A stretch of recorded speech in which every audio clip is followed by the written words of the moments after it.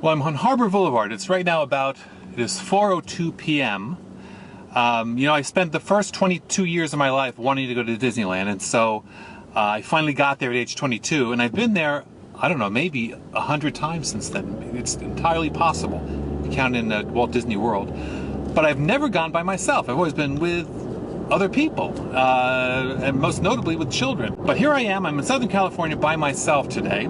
I try to do as much as I can in just a few hours at Disneyland and Disney California Adventure. A quick walk through downtown Disney got me to the big square between the grand old Disneyland park and the newer California Adventure. I decided to start out the new place and finish up with my old favorites in the Magic Kingdom. So far so good. The place didn't seem too crowded, and lots of folks seem to be heading in the opposite direction toward the exit. Carsland is the newest section of California Adventure, and it's a beauty. A stunning recreation of the world from the Disney Pixar animated Cars movies. It's sort of a hybrid of Sedona, Arizona, and Yosemite National Park. Well, with talking cars. The most popular ride in Carsland, and probably in all of California Adventure, is the Radiator Springs Racers. I headed for the ride and got a very unpleasant surprise.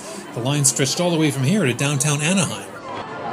So I totally forgot it's Veterans Day, which means even the lamest rides have very long lines. This place is packed.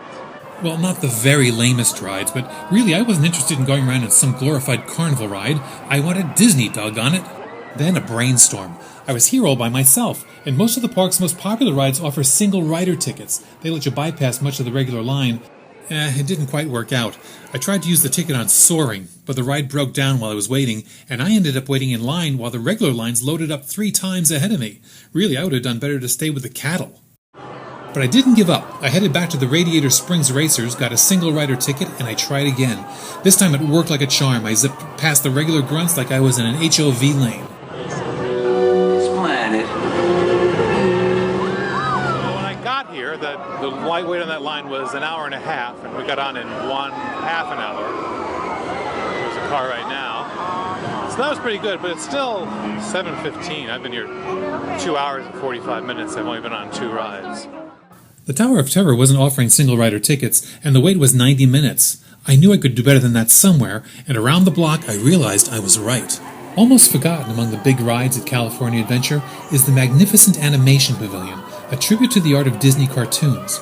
Inside are lots of kid-friendly activities where you can make your own tune or talk to an animated sea turtle, but I've always loved to just come in here to the huge central room and watch the constantly changing images on the wall, like celluloid stained glass.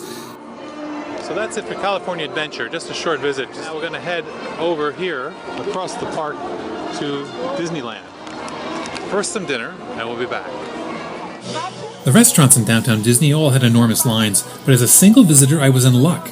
At the Naples Restaurant and Pizzeria, as at other good restaurants there, I could belly up to the bar without waiting. Okay, 3 hours at Disneyland, let's do this thing. Because there was school the next day, the crowds really did seem to be thinning out.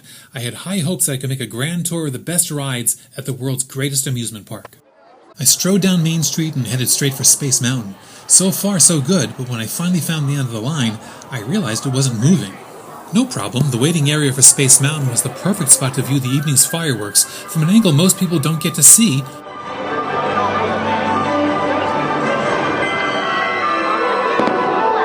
So not my night. Space Mountain broke down while I was in line for it. The train is here in the station, but I have to wait again because the train can't go until the fire marshal clears the back of the park where the fireworks went off. So. We finally got going, and the train took me through 2 of the oldest attractions in the park. The Grand Canyon Diorama, at 306 feet, is the longest in the world. Then comes Primeval World, featuring some of the most well-traveled dinosaurs on the planet. They were made here in California in 1963, transported to New York for the World's Fair Ford exhibit, then brought back here to their permanent home. My plan was back in action. I got off the train at New Orleans Square and headed for the Haunted Mansion. A little hard to believe, but the Haunted Mansion is shut down currently for a broken down ride, so my batting average isn't exactly great today.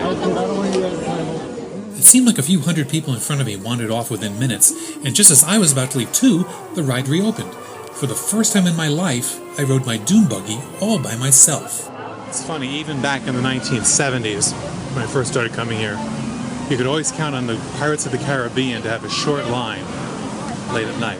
Sure enough, after 10 p.m., the Pirates of the Caribbean ride was a private show just for me.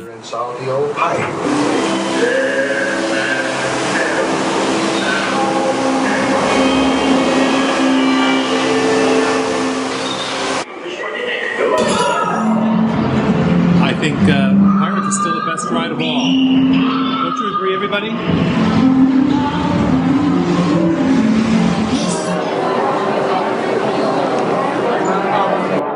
Indiana Jones ride?